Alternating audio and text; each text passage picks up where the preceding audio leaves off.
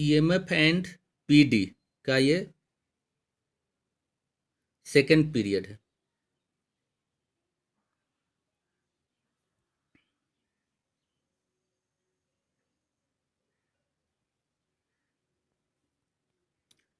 तो क्वेश्चन है, second period में क्वेश्चन से शुरू करते हैं। A cell of EMF E, a cell of EMF E. पहले आप लोग क्या करो, क्वेश्चन लिख करके खुद से बनाने का कोशिश करो। ऐसे मैं यहाँ पे कंप्लीट थ्योरी और न्यूमेरिकल दे रहा हूँ, इतना कि इतना समझने के बाद मेडिकल का 80 to 100% क्वेश्चन बन सकता है। A cell of EMF E and internal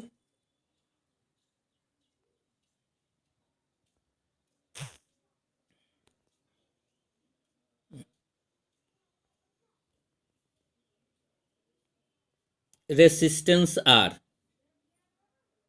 internal resistance R is internal resistance small r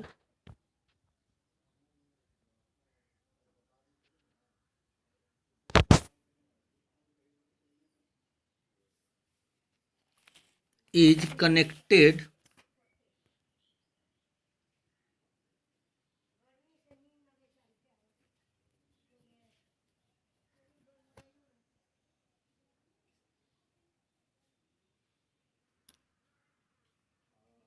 to a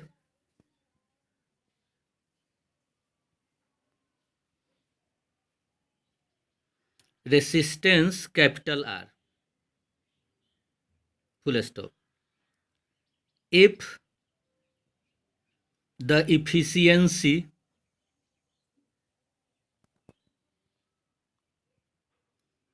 of the cell is,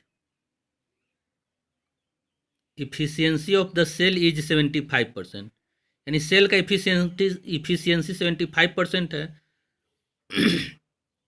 मतलब सेल जो है 75% काम कर रहा है अपनी ताकत का। And internal resistance R equal to 4 ohm है। Then capital R equal to question mark, यानी एक्सटर्नल रेसिस्टेंस आर निकालना है। V equal to I R होता है, I equal to E by R plus R होता है। एरो दे करके लिखेंगे इफिशियंसी ऑफ द सेल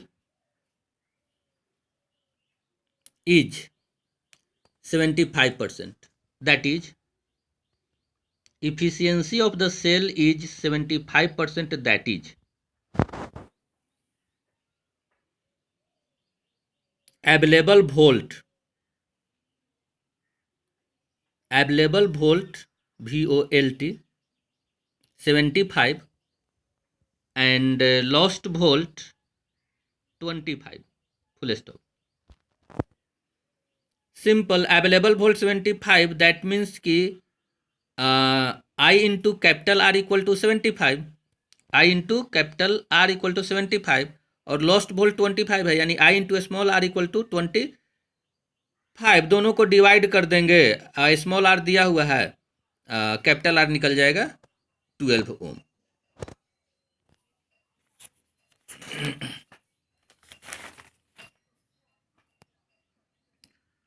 अब यहाँ है efficiency equal to, generally formula याद रखना है,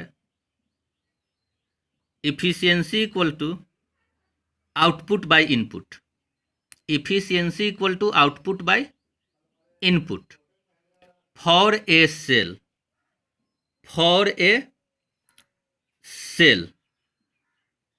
इफिशियंसी इक्वल टू, सेल के लिए इफिशियंसी इक्वल टू फॉर्मूला हम लोग याद रखेंगे, available volt by EMF, efficiency equal to available volt by EMF. Available volt that means कि पीडी, ईएमएफ है ई, पीडी इक्वल टू भी, तो भी बाई ई, और भी को बोलते हैं आई आर, और ई हो जाता है I bracket R plus R, I I cut गया, R by R plus R. Small r का वैल्यू दिया हुआ है और अवेलेबल जो पीडी है वो 75 है और ईएमएफ हो गया 100 equal to R by R plus R. Calculation कर देंगे, आर इक्वल टू आ जाएगा हमारा 12 ओम। मतलब पिछले वाला ही क्वेश्चन था, ये सेकंड मेथड हो गया बनाने का। नेक्स्ट क्वेश्चन है E comma R is, E comma small r is connected to resistance, connected to resistance of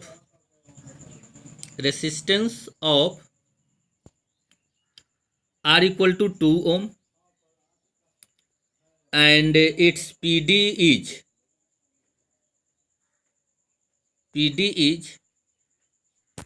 found to be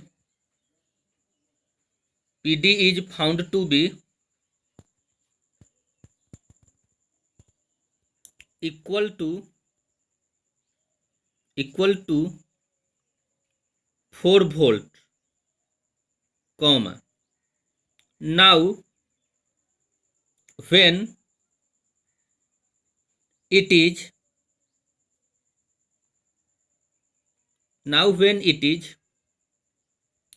connected to a resistance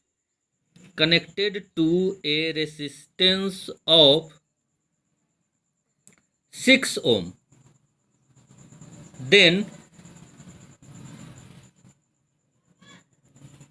its PD is found to be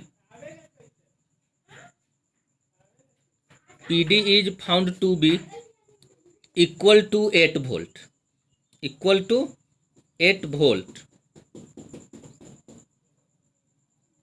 calculate R and E, small R और E निकालना है। मतलब question क्या है कि एक battery है जिसका ईएमएफ ई है, इंटरनल रेसिस्टेंस आर है और उसको कनेक्ट कर दिया गया है एक एक्सटर्नल रेसिस्टेंस जिसका रेसिस्टेंस है 2 ओम। तो अवेलेबल वोल्ट यानी पीडी मिल रहा है 4 वोल्ट। जब इस एक्सटर्नल रेसिस्टेंस को 2 के जगह पे 6 ओम कर दिया जा रहा है, 6 ओम, तब अवेलेबल वोल्ट है हमारा, 6 ओम कर दिया जा रहा है तो अवेलेबल वोल्ट हमारा मिल रहा है 8 वोल्ट। तो ईएमएफ क्या होगा और उस बैटरी का इंटरनल रेसिस्टेंस क्या होगा, यही फाइंड करना है। 2 केसेस है, तो पहले तो हम लोग यहाँ डायग्राम बना लेंगे। ईएमएफ ई है, इंटरनल रेसिस्टेंस आर है, external resistance capital R equal to 2 ohm है, करंट का डायरेक्शन निकाल दिया और पीडी भी मान लिया। तो V equal to E minus I R, तो फर्स्ट केस में V हमारा 4 वोल्ट है तो V equal to I R equal to 4 volt, R है हमारा एक्सटर्नल रेसिस्टेंस 2 ओम, तो I निकल जाएगा 2 एम्पियर। तो एक हमारा फिर पहले वाला इक्वेशन में रख देंगे, V के जगह पे 4 रख देंगे, E जो कहते हो I के जगह पे 2 निकला था, R, ये इक्वेशन नंबर 1। सेम प्रोसेस कर लेंगे सेकेंड केस के लिए। यहाँ पे फिगर है ना, ये बैटरी है, बैटरी का ईएमएफ ई है, इंटरनल रेसिस्टेंस आर है, आर डैश यहाँ पे मान लिया है 6 ओम और करंट आई डैश मान लिया। यहाँ से फिर हम लोग क्या करेंगे, सेम प्रोसेस से करंट निकाल लेंगे, V equal to E minus I dash R dash, और V डैश है 8 और R डैश है 6, ये हमारा इक्वेशन नंबर 1 हो जाएगा।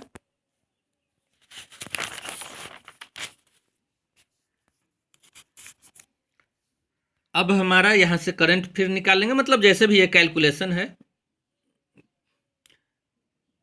V dash equal to I dash R dash, V dash 8 है, R डैश 6 है, I डैश हमारा निकल जाएगा 8/6 इक्वल टू 4/3 एम्पियर। तो 8 equal to E minus 4/3 into R, ये सेकेंड हो गया। अब फ्रॉम फर्स्ट एंड सेकेंड दोनों इक्वेशन को सोल्व कर देंगे, है ना, सोल्व कर देंगे तो हमारा आ जाएगा आर इक्वल टू 6 ओम, और कोई किसी इक्वेशन में दोनों में से किसी में रख देंगे तो ईएमएफ जो आ जाएगा हमारा 16 वोल्ट। इंटरनल रेसिस्टेंस 6 ओम और ईएमएफ आ गया 16 volt.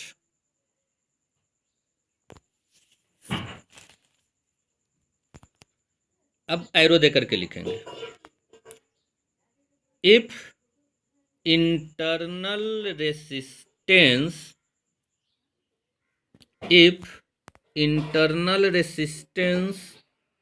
Of a cell, internal resistance of a cell is increased,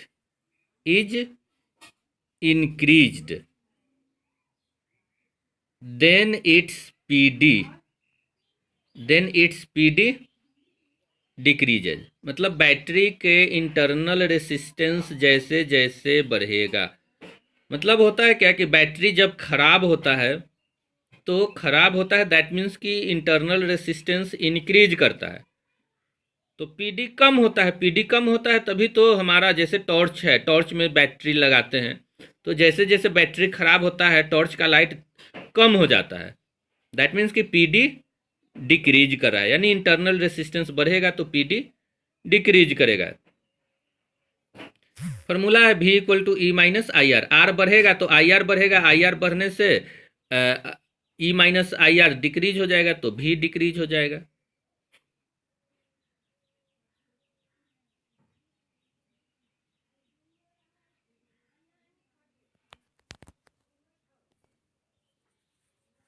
यहाँ गलती से लिखा गया है, आर के जगह पे V एरो डिक्रीज होगा। अब लिखेंगे वैल्यू ऑफ आई आर। अच्छा नहीं, ठीक है, मतलब अब यहाँ पे ये कह रहा है कि जब आर डिक्रीज होगा तब क्या होगा, तो आर डिक्रीज होगा तो आई आर डिक्रीज होगा, आई आर डिक्रीज हो जाएगा तो अवेलेबल वोल्ट भी इंक्रीज करेगा। Value of I R decreases, R अगर घटेगा तो आई आर भी घटेगा, then V increases and vice versa. मतलब कि कहने का है कि ये उल्टा होगा अवेलेबल वोल्ट और इंटरनल रेसिस्टेंस में। इंटरनल रेसिस्टेंस बढ़ेगा तो अवेलेबल वोल्ट घटेगा, इंटरनल रेसिस्टेंस घटेगा तो अवेलेबल वोल्ट पीडी बढ़ेगा। अब है एरो दे करके लिखेंगे, in above question comma lost volt will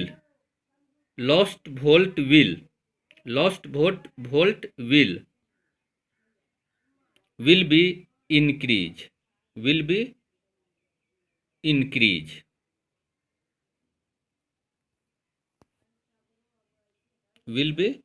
increase अब इसको हम लोग थोड़ा सा एक्सप्लेन करते हैं